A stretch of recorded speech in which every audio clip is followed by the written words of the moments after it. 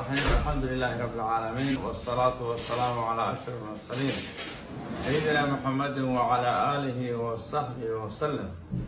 cudurada keena indha la'aanta waxa ugu badan xanuunka la yiraahdo cataractka ama caadka indhaha gala. Caadkaasi wuxuu ku badan yahay da'da dadku markay 50 kor u dhaafto. Inkastoo dhalinyarada lagu arko, carruurta yar lagu arko, qaarna ay ku dhashaanba. caadkaasi wuxuu leeyahay xilliyo kala duwan oo wax laga qaban karo. Berigii hore qalliinku wuxuu ahaa qalliin runtii waxtarkiisu uu hooseeyo, marka waxaa la oran jiray qofku marka uu indhabeelo oo dib noqdo uun hala qalo si hadduu wax arkaa alxamdulilah u noqoto, hadduu arki waayana dee waa markii hore arag ma lahayn sidiisu dee iska ahaanaya. laakiin isbeddel xoolaa ku dhacay sanadihii ugu dambeeyey, 30 sano ugu dambeysay qalliinka indhaha isbeddel xoolaa ku dhacay, kaasoo maanta la awoodi karo qofku inuu aragiisu boqol noqdo.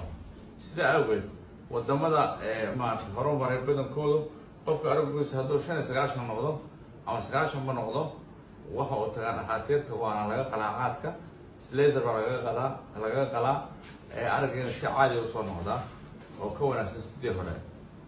taasi lamid ah dalkeena maanta leysarada qalliinada lagu sameyn lahaa way yaalaan.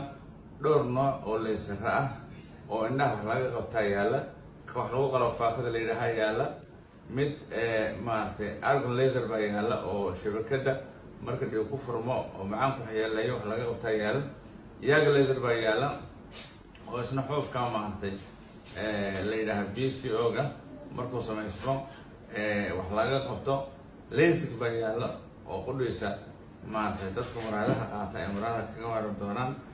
marka horumar xoog leh hadda ka jira xaqiiqa ahaan dalkeena dhinaca indhaha ah oo dadkii runtii wax badan ma loo qaban karaa.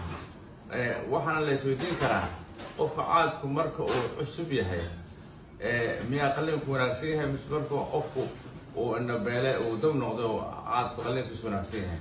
xaqiiqa ahaan 100 jeer qofku marka arigiisu uu wanaagsan yahay qalliinkiisu wuu sahlan yahay. laser baan lagu qali karaa, waana fudud yahay, arag fiican wuu helayaa, dhaawac badan ma laha. laser dhaawac badan ma laha, qofka meel yar ayaa laga maaragtay furayaa ishii oo laga soo noogayaa caadkii foldable lens saa loogu gelinayaa, arigiisna boqol buu tagayaa. ama hadduu caad ku raago oo muddo dheer uu jiro, kow waxa weeye horta laser laguma qali karo, qalliinka standardka caadiga loo sameeyo noqonaysaa. labo waxaa dhacaysa marlabaadka arigiisa inuu noqdo arig iska gelabgelaba oo sidii la doonaya aan noqonin.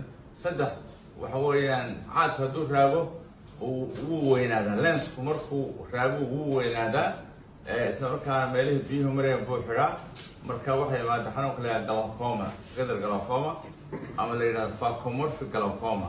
waxa weeyaan glaucoma ama biyo ku furmay indhaha oo sababtooda tahay caadkii oo weynaaday.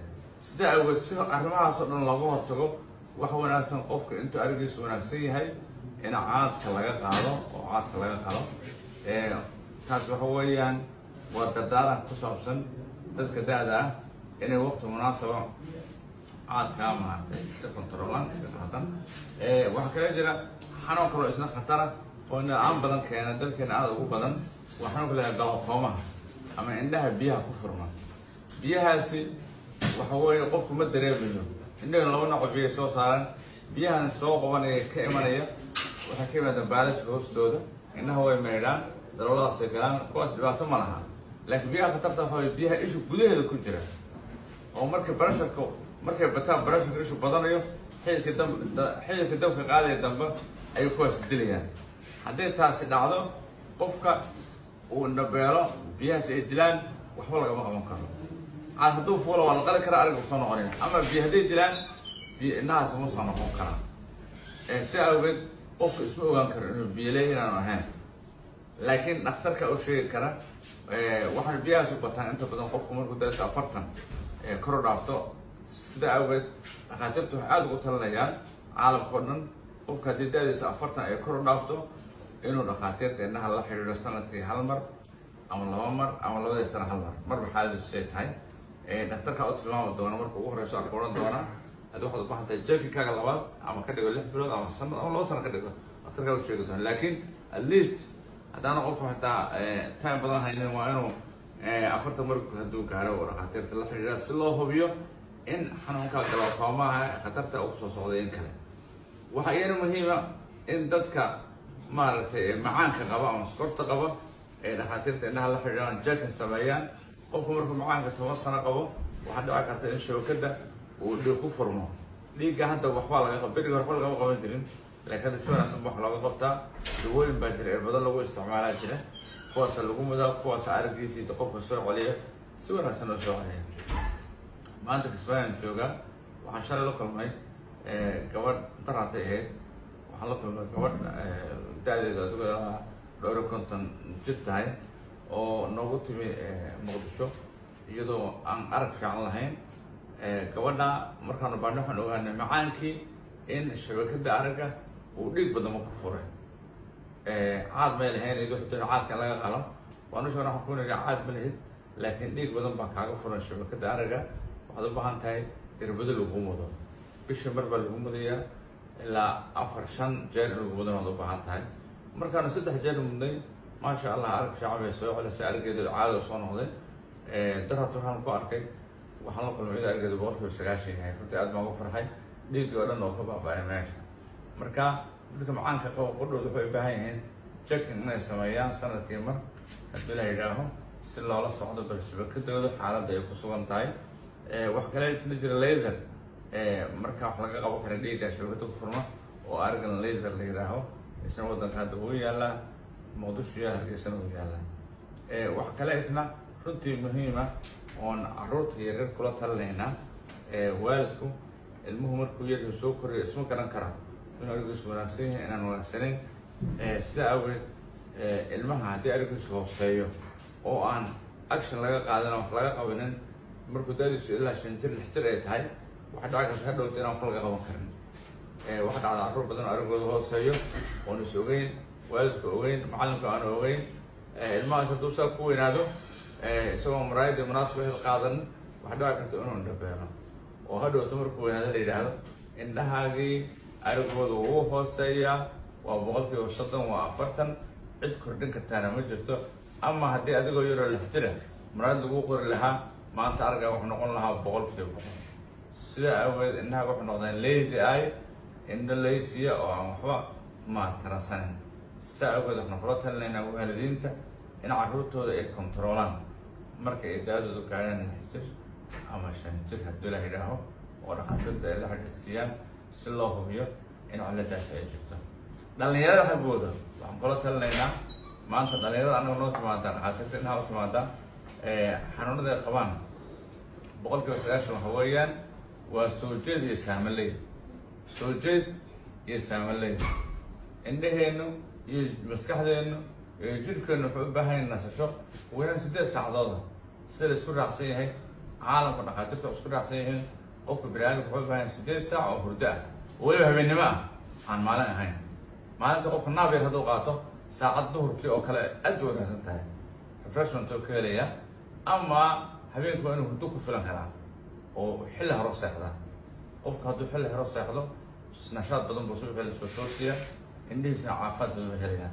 dhalinyarada badan reer magaalka badanku waxay ka cawdaan dry eye, indhihii baa qalalay, ilmadiina qodanayd baa ka dhamaatay. maxaa keenay? waa soo jeedka fara badan ee isticmaalka badan ee social media, mobilkii, TV, computerkii, tabletkii. waxaan wax kula talinayn habeenkii dhalinyaro ha isticmaalina. dhalinyaro badan wax noo timi shabakadoodu ee maaragtay shucaac fara badan ku furmay si habeen oo dhan ay u daawanayaan maaragtay mobilada oo xilli dambe ay u gaarayaan. marka shucaacaasina arag la-aan buu keeni karaa. fadlan qaar baa xataa noo yimi indhahooda ay qalloocdeen oo qalloocaas uu ku keenay waxay saa wax u daawanayaan mobilka daawadooda. markay muddo joojiyeen 3 bilood kadib waxay iska joojiyeen, araggooda xaalad soo noqday, indhihii ay tooseen. sidaa awgeed waxaan dhalada kula talinaynaa waxa weeye isticmaalka badan shaashadaha joojiya. habeenka xilli hore hala seexdo.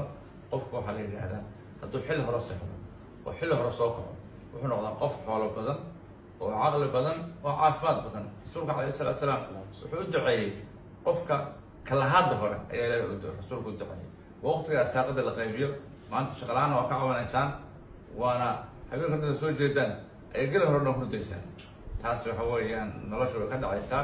cudurro badan oo laga qaada soo jeedka ilaa 16 cudur baa laga qaadaa soo jeedka way ka mid yihiin sonkorta dhiigkarka wadna xanuunka indha xanuunka madax xanuunka neerbaha waalida iyo mutulqoflaha qofka lagu seexday xalay 9 saac uu seexday waxa weeyaan lama arkin maanta habeen dambe waa la waayay maanta dambe guriga lagu jabiyay waa dhintayba yaa marka mutulqoflaha waxaa keenay waxaa kamid soo jeedka badan waxaa kale kamid difaaca qofka hoos u dhaca caafimaadkeena jirka waxaa ka qayb qaata unugyo difaac aan leenahay unugyadaas waxa weeyaan haddii habeenka qofku soo jeedo hoos bay dhacayaan way yaraanayaan marka qofkii wax ku dhacaysa cudurro badan baa kusoo degdegaya marka taana wax dhalada qabatan lahayn inay xil hore saraan rasuulka calayhi salaatu wasalaam muhiimadda hurdada leedahay wuu noo tilmaamay rasuulka calayhi salaatu wasalaam wamaa yandiqu cani hawa in huwa ilaa waxyu yuuxaa iskama hadli jirin laakiin wax la soo faray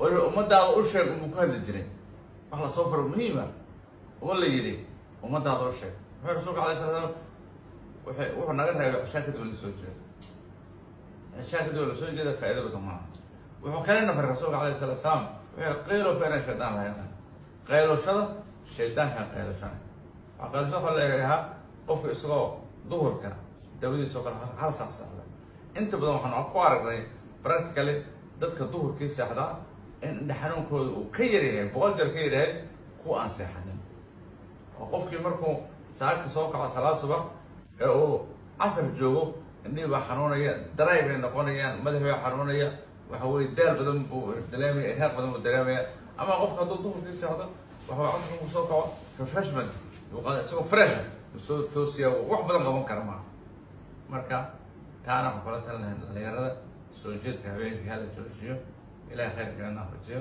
asalaamu calaykum waraxmatullahi wabarakaatu